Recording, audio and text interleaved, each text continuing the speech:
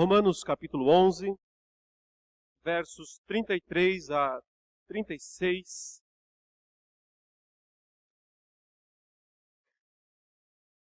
A palavra do Senhor diz: ó profundidade da riqueza, tanto da sabedoria como do conhecimento de Deus. Quão insondáveis são os seus juízos, e quão inescrutáveis os seus caminhos. Quem, pois, conheceu a mente do Senhor? Ou quem foi o seu conselheiro? Ou quem primeiro deu a ele para que ele venha a ser restituído? Porque dele, e por meio dele, e para ele são todas as coisas. A ele, pois, a glória eternamente. Amém. Nós temos nesta passagem uma das maiores declarações de louvor, de adoração, de toda a Escritura. Uma passagem que nós chamamos de uma doxologia, uma palavra de louvor, uma palavra de glória ao Senhor, proferida pelo apóstolo Paulo. E nós temos que perguntar por que é que ele, ou em que situação ele produziu essa tão especial, essa tão maravilhosa declaração de glória, declaração de louvor a Deus. Será que foi em resposta a alguma bênção que ele recebeu? Será que ele está agradecendo a Deus por alguma bênção material? Ou está agradecendo a Deus por algum livramento? Ou está, de alguma maneira, feliz porque Deus fez algo especial na vida dele?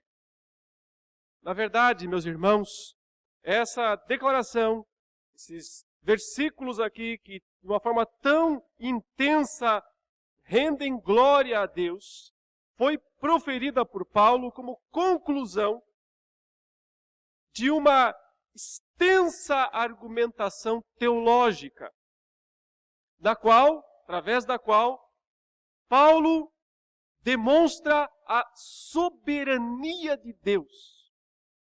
Ou seja, o que o leva a glorificar a Deus com toda essa intensidade foi a compreensão que lhe foi dada pelo Espírito Santo de Deus. A compreensão da soberania de Deus, do poder de Deus, de quem é Deus, do que Ele pode fazer, de quais são as suas prerrogativas.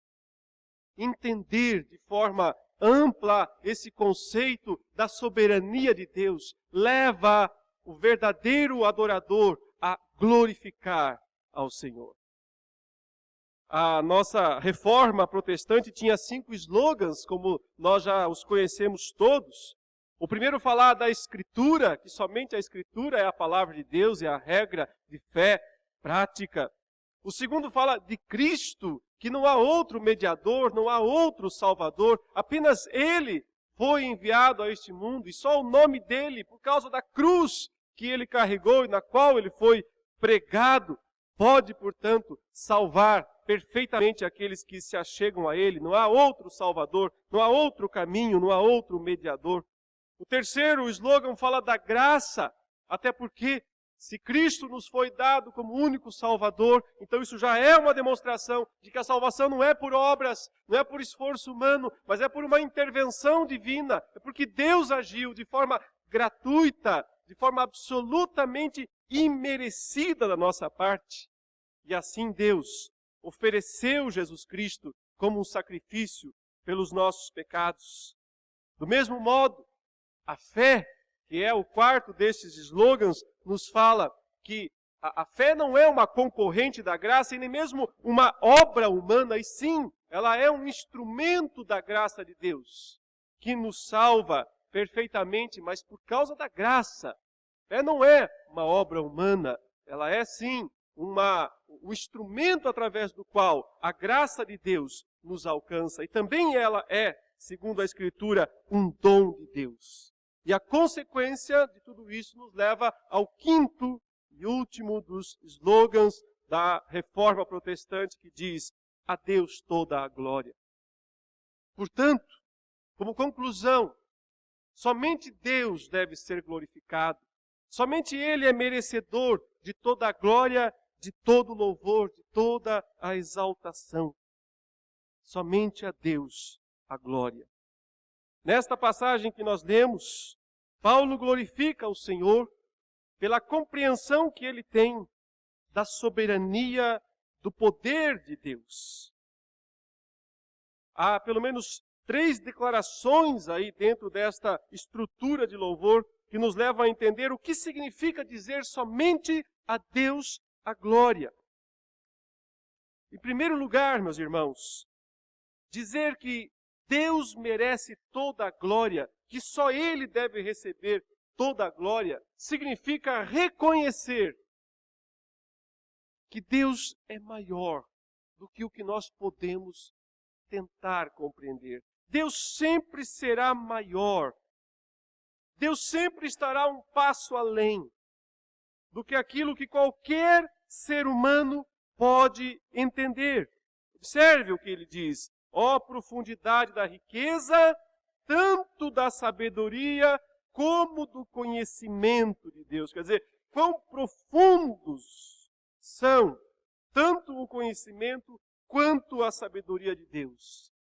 Quão insondáveis, insondáveis quer dizer, não tem como analisar isso de uma maneira completa. Insondável quer dizer, não é possível que o ser humano ele não tenha instrumentos para conseguir analisar os juízos de Deus. Quão insondáveis são os seus juízos.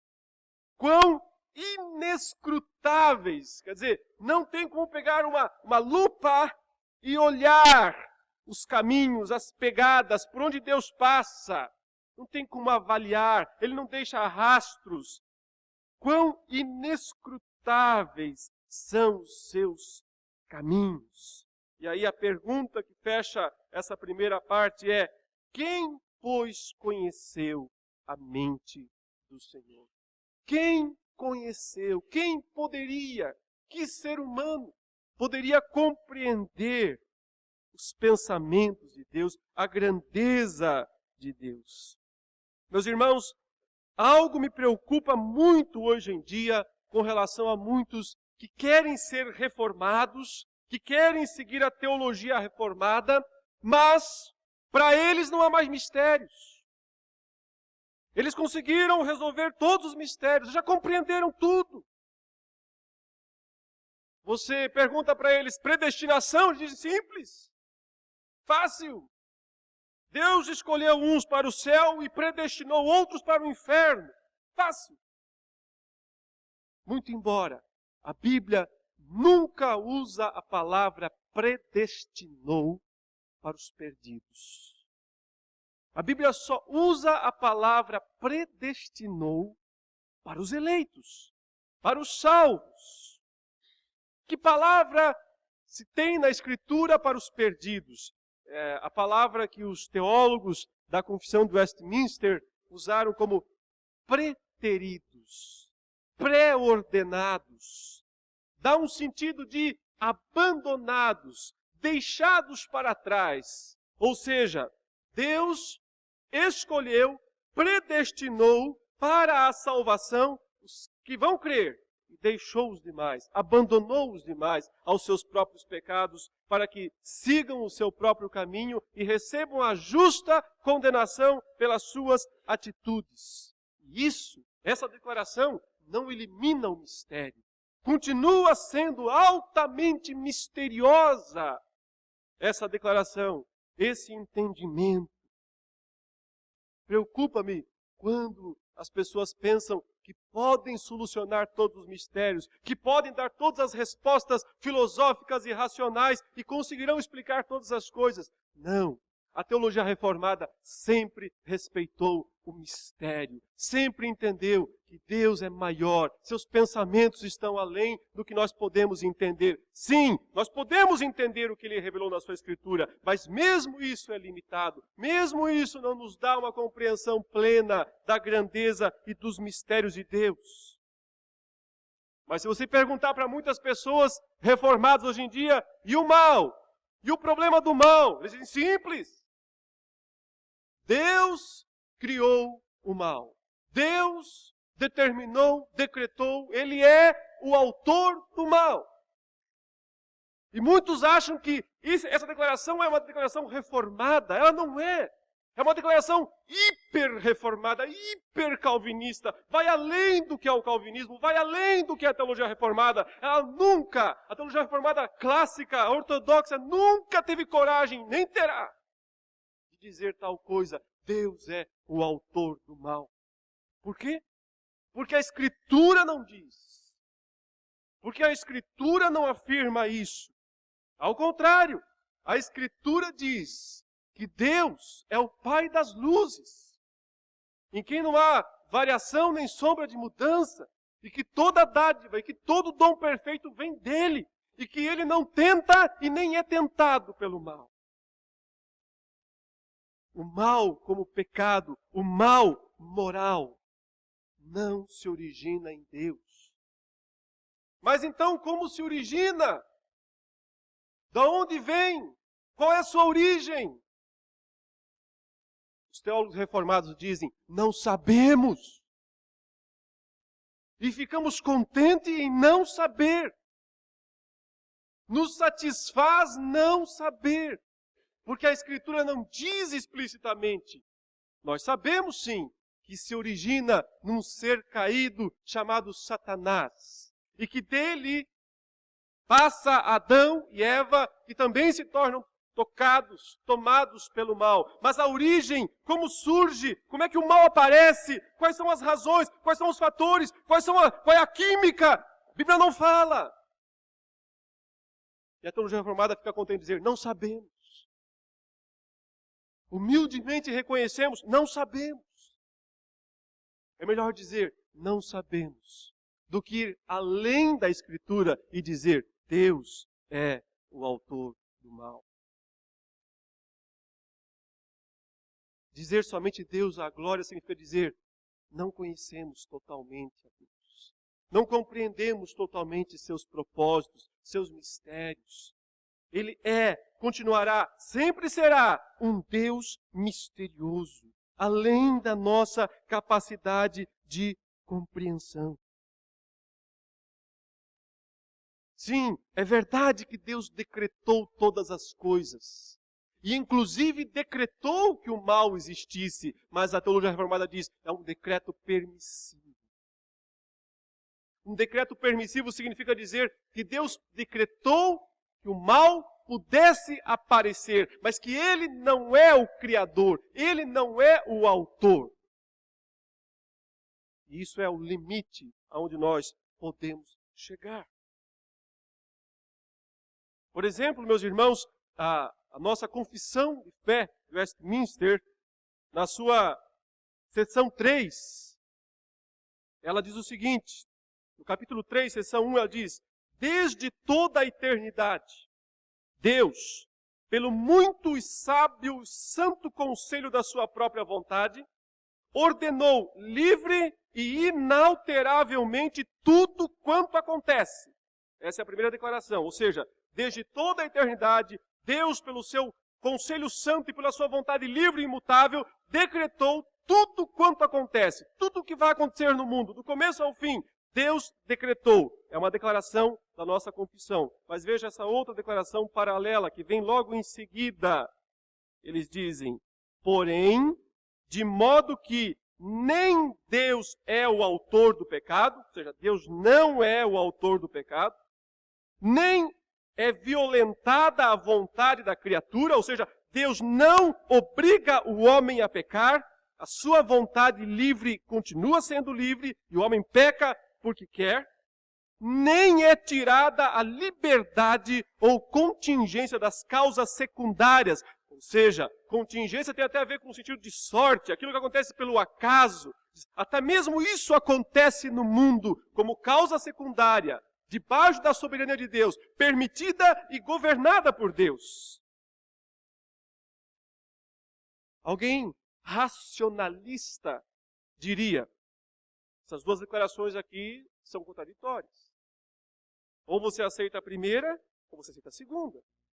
Ou Deus decretou todas as coisas de forma livre, absoluta, inalterável, ou a criatura tem vontade livre e Deus não é o autor do pecado. O racionalismo não poderia aceitar essas duas declarações. Acontece que aqueles teólogos de Westminster, que foram tão importantes para a igreja reformada, não eram racionalistas, eles eram bíblicos. Eles não estavam preocupados em fazer justiça à razão puramente. Estavam preocupados em explicar o que a Bíblia explica. Não que isso seja irracional, só significa dizer que a nossa razão não consegue medir isso, não consegue alcançar isso. Está além da nossa capacidade de compreensão. Eu vou dar só um exemplo bíblico para que os irmãos entendam o que é que eu estou falando. Queria que você abrisse a palavra em Lucas, capítulo 22, versículo 22.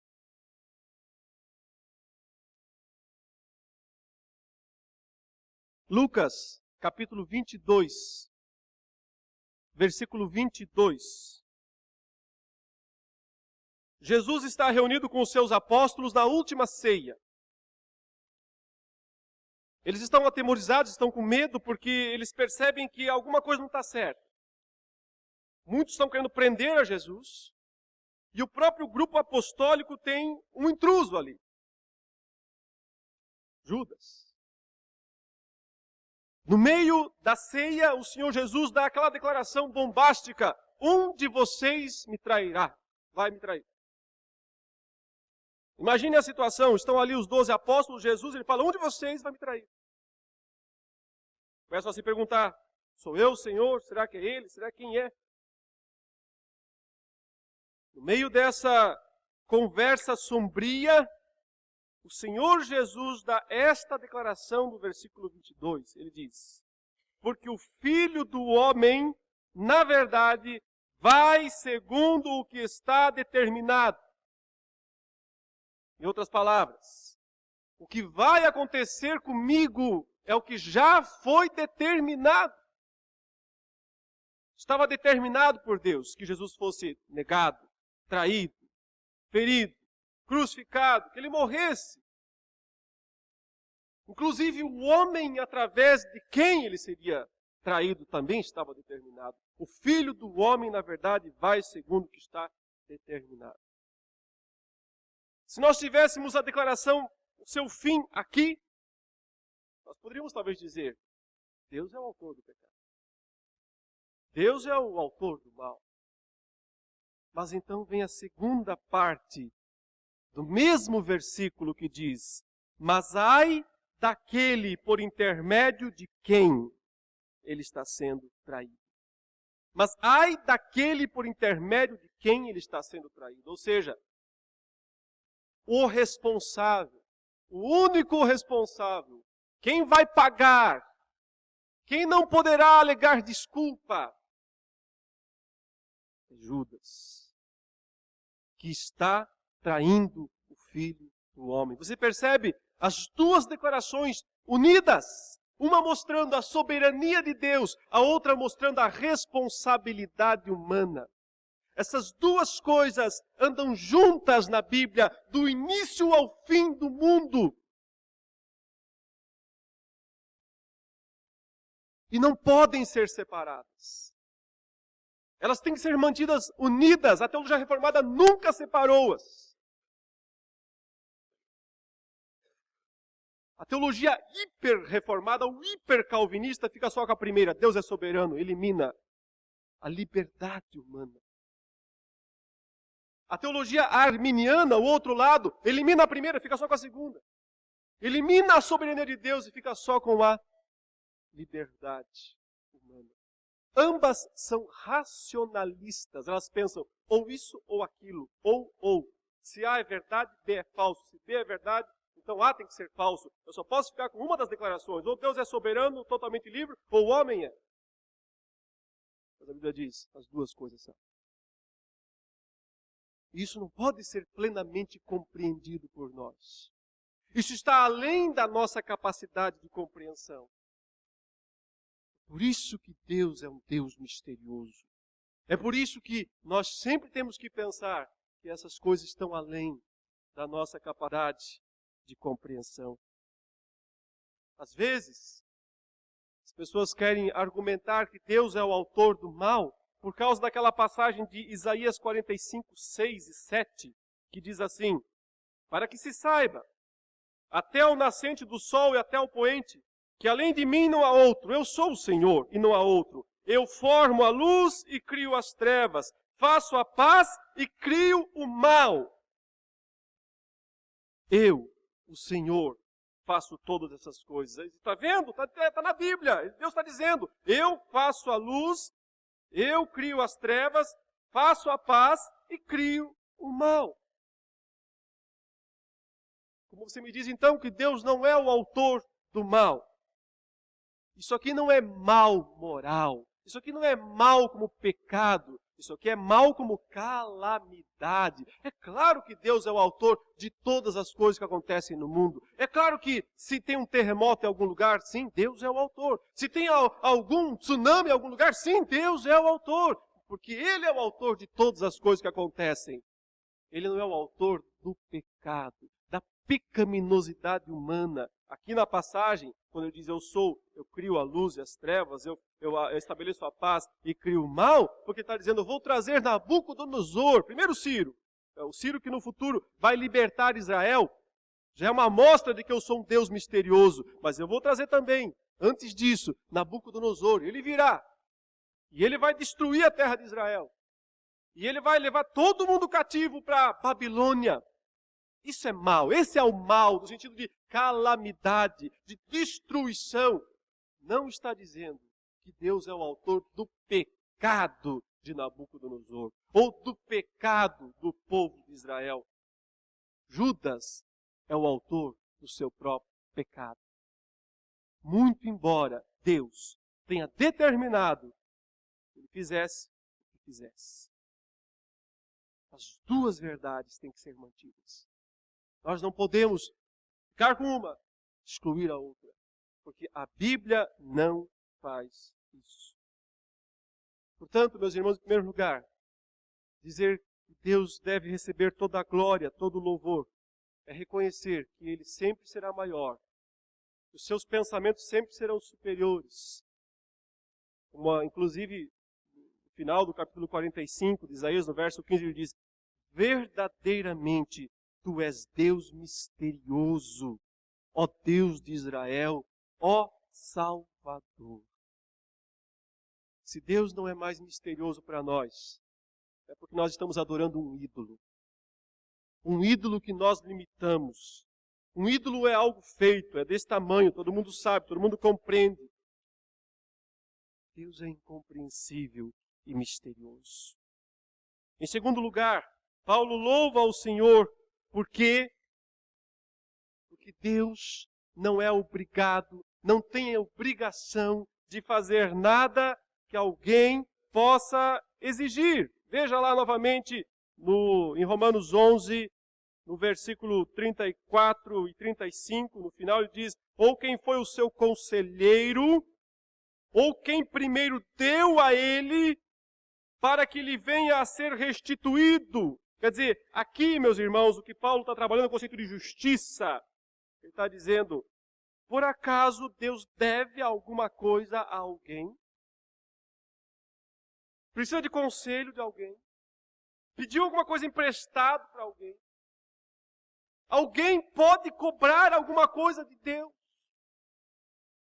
E agora é preciso relembrar todo o capítulo 9 de Romanos, onde Paulo está falando sobre por que é que os israelitas não estavam crendo no Evangelho. A pergunta era lógica, porque os estrangeiros pensavam assim, Jesus não era judeu?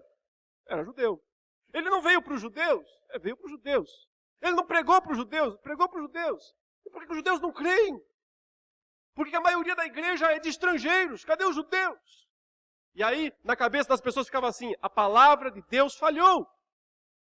Porque ele era judeu, veio para judeus, pregou para os judeus não creem. Qual é a resposta de Paulo no capítulo 9 de Romanos? Ele diz, a palavra de Deus não falhou. Está lá no versículo 5. A palavra de Deus não falhou. E por que não? Por causa da eleição, por causa da predestinação. Ele diz, Essa é a resposta pela qual a palavra de Deus não falhou. Ele começa a listar historicamente, diz, olha, é o seguinte, não é a questão de ser descendente de Israel, descendente sanguíneo de Abraão, que torna alguém filho de Abraão. E ele começa a dar exemplos, ele fala, quer um exemplo? Abraão teve quantos filhos? 2. Nomes deles, Isaac, Ismael. Cadê o Ismael? Cadê o Ismael na descendência da prometida? Ficou de fora. Por quê? Porque Deus escolheu Isaac. Mas Ismael também é filho de Abraão, conforme o sangue, mas não é conforme a promessa. Mas não é de acordo com a eleição, com os decretos de Deus. Ele diz, e o Isaac também teve 2 filhos.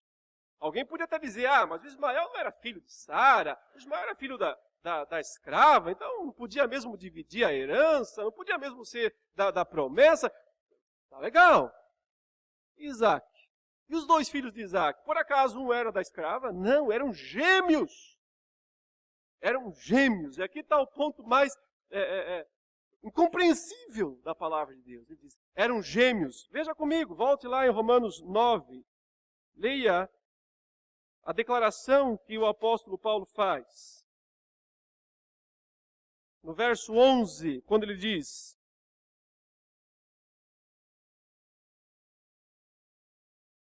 e ainda não eram os gêmeos, Esaú e Jacó, nascidos, nem tinham praticado o bem ou o mal, para que o propósito de Deus quanto à eleição prevalecesse não por obras, mas por aquele que chama, já fora dito a ela, o mais velho, que é Esaú, que nasceu primeiro, será servo do mais moço, que é Jacó, que nasceu depois. Não tinham nascido. Estavam ainda no ventre de Rebeca. E a declaração de Deus já foi clara. O que nascer por último vai ser senhor. O que nascer primeiro vai ser servo. Inverteu totalmente. Porque o primogênito deveria ser o escolhido. Ele diz, porque não é por obras. É pela eleição. A palavra de Deus não falhou, porque muitos judeus não estão crendo. Creem os eleitos. Creem os eleitos dos judeus e os eleitos dos estrangeiros. Esta é a ideia. E aí vem o versículo 13. Outro mistério. Como está escrito, amei Jacó, porém não amei Esaú. Eu sei que vocês dizem, mas não é não amei, é aborreci. Literalmente é odiei. O termo grego aqui é odiei. Amei Jacó, odiei Esaú. Como? Eles não tinham nascido. Eles não tinham feito nem o bem nem o mal, ele diz. Eles estavam ainda no ventre, na barriga da mãe. E Deus diz, amei Jacó, odiei Esaú.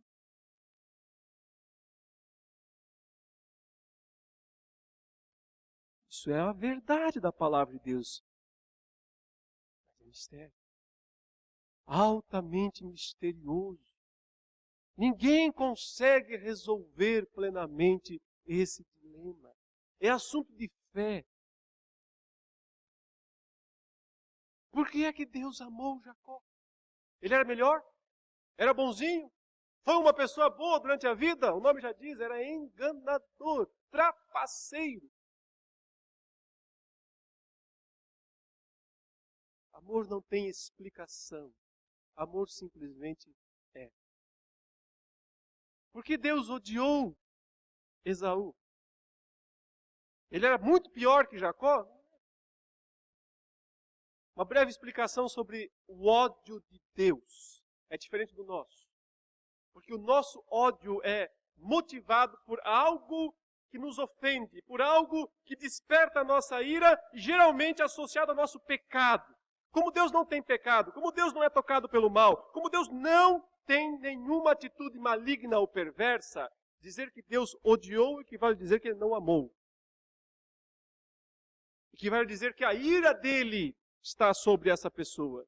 Mas não é um ódio motivado por alguma intenção perversa, ou mesmo um ódio motivado por alguma reação de ofensa. Mas é ódio mesmo assim. E é aquilo que a Escritura afirma.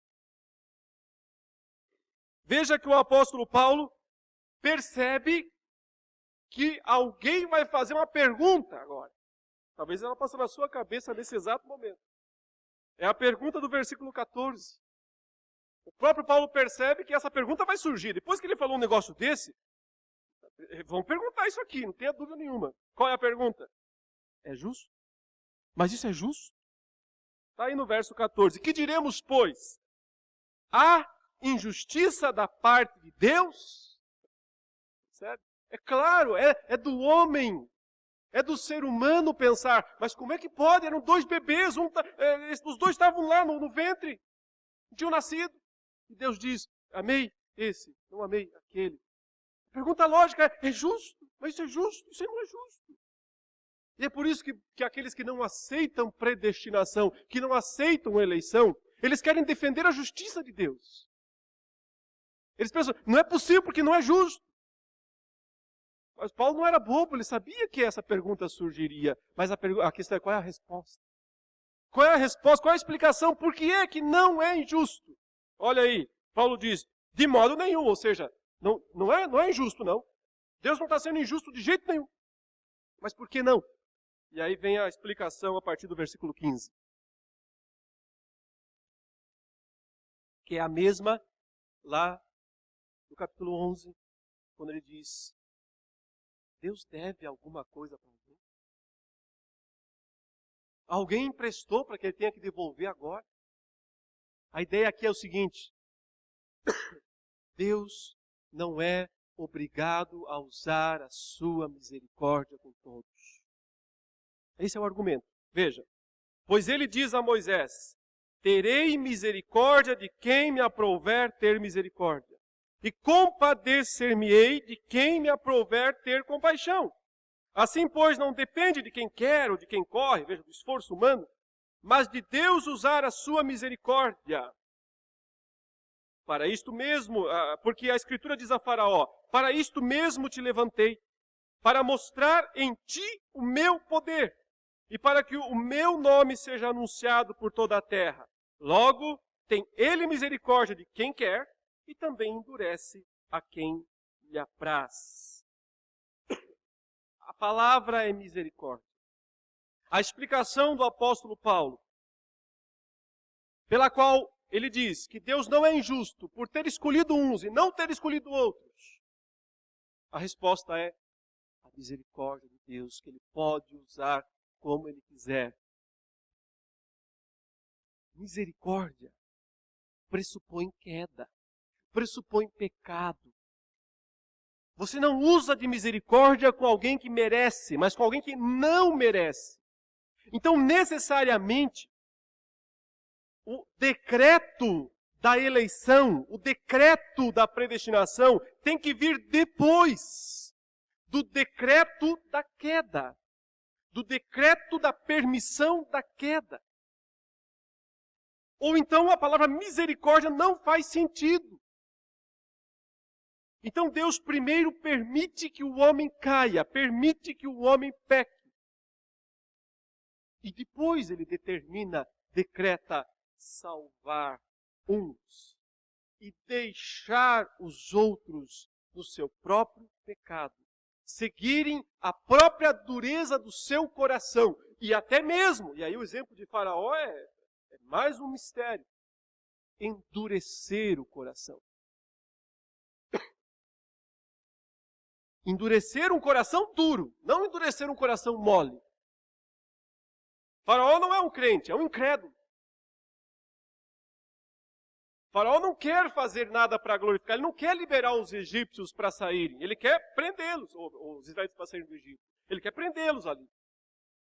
Ele se vê forçado a deixar sair por pressão externa, por causa das pragas que Moisés executa? Ele vê que o Egito está indo à bancarrota, ele vê que vai ser destruído o Egito. Então ele se obriga a dizer, vão embora, vão embora. E é nessa hora que eu disse, ainda não, Deus diz, ainda não.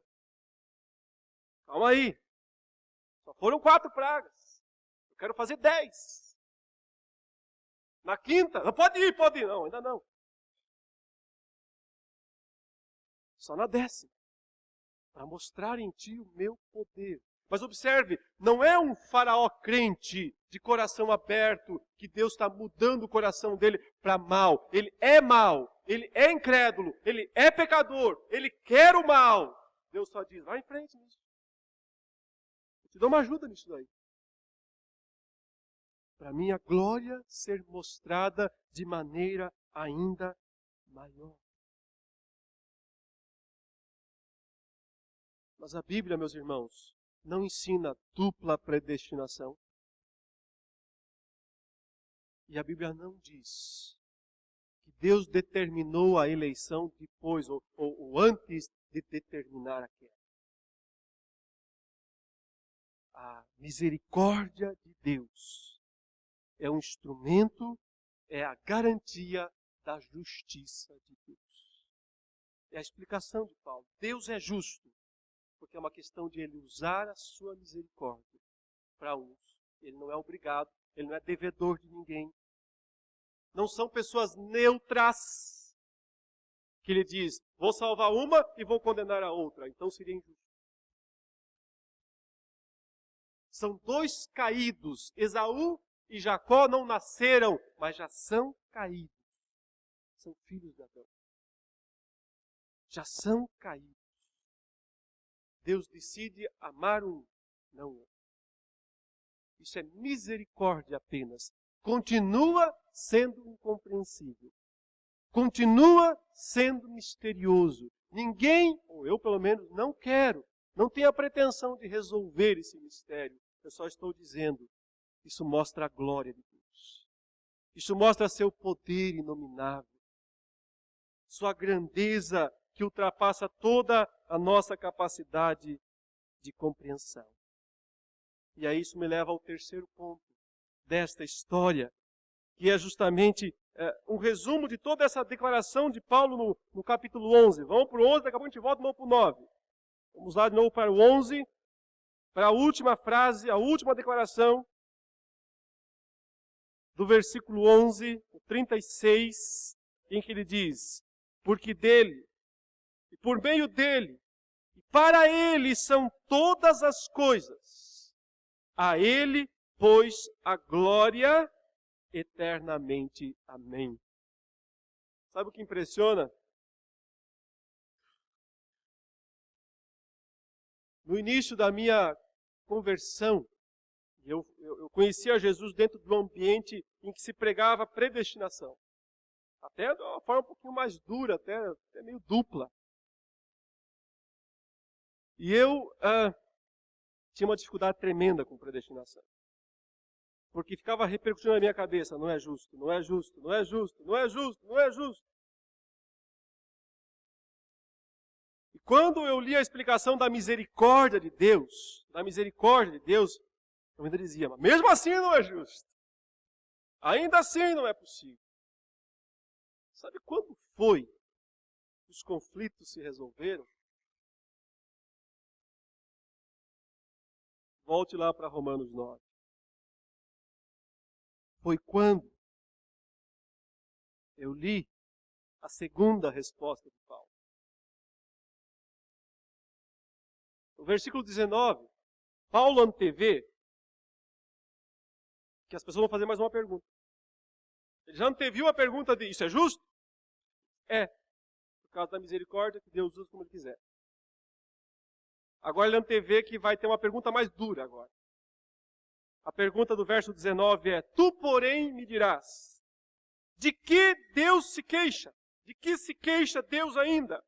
Pois quem jamais resistiu à sua vontade? Veja, uma pergunta que demonstra assim, uma certa revolta, né? Do tipo, por que Deus manda pregar o evangelho então? Se ele decidiu escolher um, escolheu outro.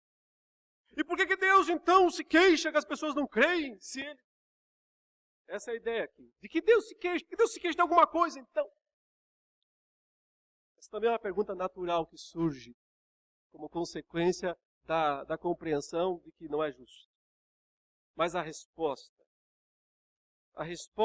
isto ligado ao capítulo 11, o final, foi o que resolveu os meus conflitos. A pergunta agora que Paulo vai fazer é: quem és tu, ó homem, para discutires com Deus? Porventura pode o objeto perguntar a quem o fez: por que me fizeste assim? Ou não tem o oleiro direito sobre a massa para do mesmo barro fazer um vaso para a honra e outro para a desonra? Está usando o exemplo do oleiro, está dizendo, o oleiro, aquele homem que mexe com barro, ele tem um punhado de barro lá no quintal.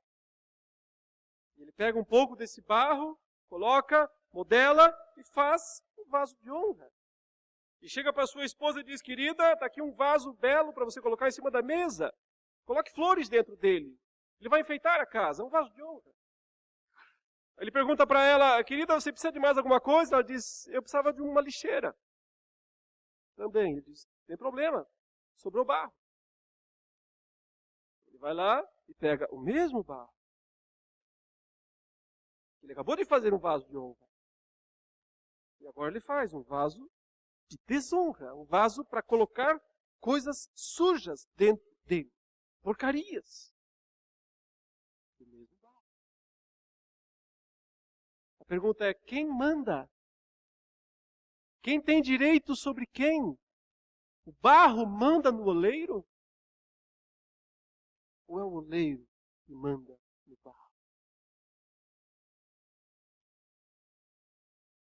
Barro é a nossa essência, é a nossa origem, não é coisa boa, é coisa baixa. Nós todos somos pecadores. Essa é uma massa decaída, é uma massa de pecadores. Mas de repente Deus decidiu fazer alguns para honra, salvá-los, lavá-los, limpá-los, purificá-los em Cristo Jesus. E os demais foram feitos na sua natureza, que sigam o seu destino, que sigam o seu caminho de perdição. Deus tem direito de fazer isso. Isso não é algo agradável de ouvir. Isso não é algo emocionante de ouvir. Isso é a mesma coisa que levar um murro no rosto. Homem nenhum quer ouvir isso. Mas a pergunta é: você vai ficar brigando com Deus até quando? Você vai ficar discutindo com Deus até quando? Quem és tu, ó homem, para discutires com Deus? Você vai ficar discutindo com Deus? Fique. Vai em frente. Qual será a sua vantagem? Você vai ganhar a discussão? Você tem alguma chance? Isso resolveu meus conflitos. Porque eu entendi que predestinação não é para discutir com Deus, é para louvá-lo. É para adorá-lo, mesmo dizendo: entendo nada. Louvo mesmo assim. Não consigo entender como é que é isso. Como é que é justo, como é que não é. Não fica claro totalmente para mim. Aceito o que está escrito. Misericórdia, aceito. Melhor do que passar a vida brigando com Deus, discutindo com Deus, não aceitando, ou não olhando para o texto bíblico, ou quando chegar nessa página, você vira a página e não lê, pode ser. Os arminianos fazem isso a vida inteira. Pula essa página. Melhor do que fazer isso é fazer o que Paulo faz. Ele conclui toda essa sessão que vai no capítulo 9, no 10, no 11, depois ele fala sobre Israel mais claramente, por que Deus rejeitou Israel, se Israel tem alguma chance ainda, e tem, mas tem que se converter ao Messias. Isso pode estar no plano de Deus. Deus é misterioso. Ele conclui dizendo: ó profundidade da riqueza, tanto da sabedoria quanto do conhecimento de Deus. Ou seja, é melhor louvá-lo do que brigar com ele. É melhor adorá-lo É melhor aceitar que é o que é, porque Ele é Deus. E quer saber? Se Ele resolveu me escolher, eu, sendo quem sou, então eu tenho mais motivo ainda para, primeiro, não entender. Segundo, louvá-lo, bendizê-lo.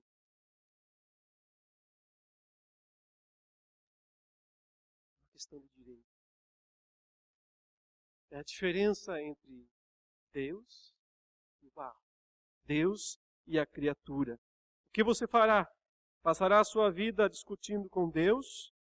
Ou você vai dizer, ó profundidade da riqueza, tanto da sabedoria como do conhecimento de Deus, quão insondáveis são os seus juízos, quão inescrutáveis os seus caminhos. Quem, pois, conheceu a mente do Senhor? Ou quem foi o seu conselheiro? Ou quem primeiro deu a ele para que lhe venha a ser restituído?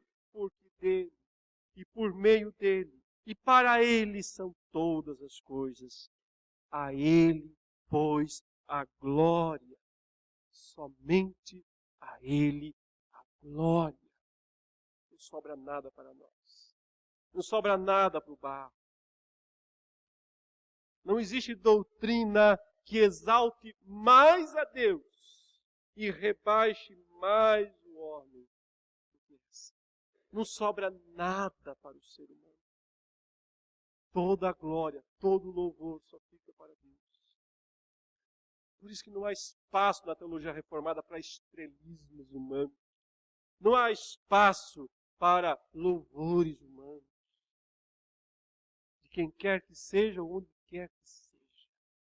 Só há espaço para glorificar a Deus. Somente a Deus a glória. Amém.